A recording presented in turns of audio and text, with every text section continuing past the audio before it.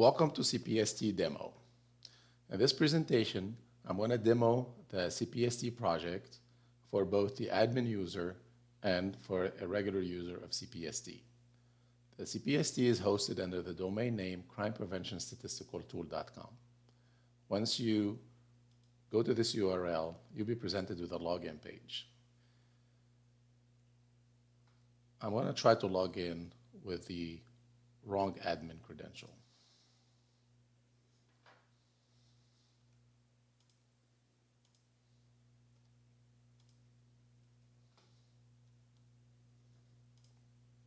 As you see, I'll be presented with an error message that states that the email and passwords are invalid.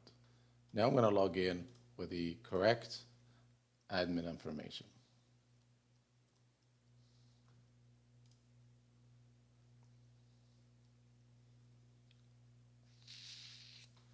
When the admin logs in, he's presented with a dashboard.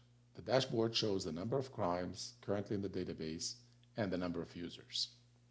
The admin can import new crimes data, refreshes the current data by truncating the data that's currently in the database and importing the new data, manages users, and views the error logs. We're going to import the data. Once you click on the import data, you'll be presented by a disclosure that the data source of CPST is the Bureau of Justice Statistics in the Department of Justice, and it shows you the website where the data comes from for the API, and that website has the API information. Then also it shows you that the disclosure tells you that this is an educational purposes only and cannot be used for other purposes. Some other information about the data. You can read the terms and conditions by clicking the terms and conditions. You have to check, if you don't check the agree with terms and conditions, you'll receive an error message that tells you you have to agree in order to refresh the data. Once you click refresh data, now the application is refreshing its data and getting the most up-to-date crimes from the API and inserting them into CPST database. This might take a few minutes.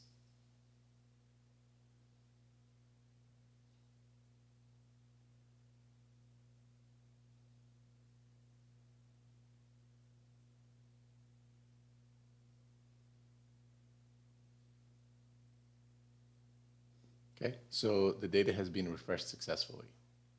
So now if we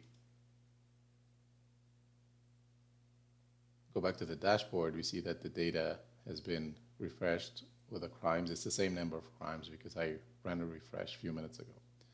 So also the admin can manage the users. You can see the users, they're the current users. He can remove users or add users. He can also view the passwords, but the passwords are encrypted. So I'm going to remove a user and re-add it. Removing user. Click add user.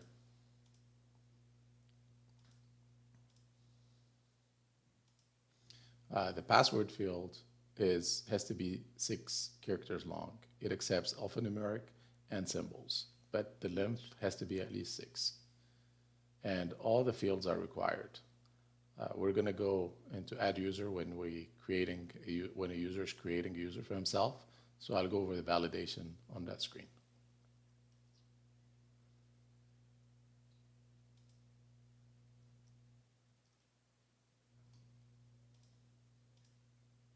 So the user has been created. Also, the admin can view the error log of the application if any errors has been logged into the log. That's all for the admin functionality. So I'm going to log out. So now if I try to log in with the user that we created,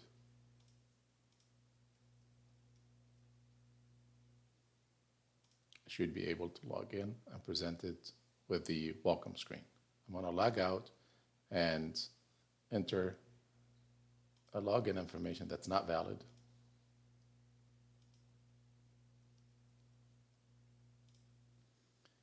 I will receive a message that the login email and password are not valid. If I try to log in without inputting any information, then I will be presented with error messages that tells me that the fields are required. If I'm not a user of CPST, I can just go to sign up. If I try to sign up without inputting any information, then I will get an error that the information for the required fields. So I'm going to add a user, and I'm going to add a user that already exists. I will receive an error that the username already exists and try to use a different username.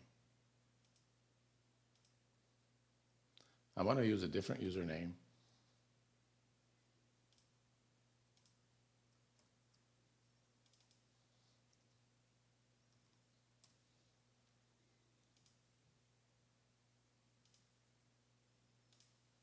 And I'm going to try to put a password that is less than 6 characters. Then I receive a message that the password has to be at least 6 characters long.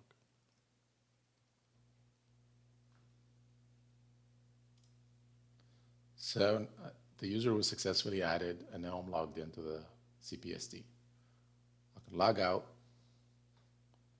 and log back in with any of the users that I have created. So once I'm in the CPST application, the welcome screen has an informative message about the goal of CPST. The goal of CPST is to gather, analyze, publish, and disseminate information on crime, criminal activities, and types of crime. CPST also helps users to filter data for specific region, finds the most correlated region, creates a correlation matrix between the most two correlated regions, and forecasts future crime trends. The data manipulation and representation of CPST is for informative and educational purposes only and cannot be used for other purposes. So once I'm in this page, on the menu up top, I can click on the statistics. This presents me with the statistics page where I can filter, analyze the data. So the filters are the aggregate type of crime, which I can choose violent victimization or personal theft and larceny or both. This filter is not required, and if it's not selected, then all the aggregate types of crimes will be returned. So I'm going to select all. I'm going to select the Northeast region. This is the region that I'm trying to find what's the most correlated region to this region within the filters that I selected when I click the Analyze. But right now, I'm just going to display the chart for this region for the crimes. Then I can select the injury, whether someone was injured or not in the incident, the location of the incident. It can be near the victim's house, school, commercial, or any other location. So I'm going to select all. So the injury and the location of incident are not required fields, and if they're not selected, then all the types will be returned. Presence of a weapon, whether the offender had a weapon in the crime, or did not have a weapon, or we're not sure if he does. Also, this is not a required field. If none is selected, then it will return all the different options. Now, the type of crime is a required field because this is what the chart will be based about. So each type of crime will have a bar within the chart with color coding, and we will see that once we display the chart. So I'm going to select all types. So the crime range for the data, we have the minimum crime year is 1993. This is based on the data that we have from the API. It limits us to the oldest record of 1993. So I'm going to select 1998. And for the end year, the max we can see is 2019. This is also based on the data returned from the API. So once I have my filters in place, I can click the filter button. The filter button now, once it's clicked, it will draw the chart that shows us the crime, the occurrence of crime as the y-axis, and the years as the x-axis. And we see that the simple assault, for example, we see how many of the simple assault occurred within a specific year for the Northeast region. And these are color-coded, so for each type of crime, we'll have its own bar within the chart. So this data can be presented in different ways. It can be presented in a chart, or it can be printed. It can be downloaded as an image. It can be exported in Excel, or it can be also viewed within the same screen as a data table. So if I do that, it will show me the data table that represents this chart. So now once I have my region and I have my crimes and the occurrences table and whatnot, I can click the Analyze button, which will find out which one is the most correlated region that corresponds in crimes to this region. Of course, it's not going to use the occurrence of crime to do the correlation because some regions might be populated by more than other regions. So it's going to use the rate of growth between each year and finds out which region corresponds to the Northeast region. So I click Analyze.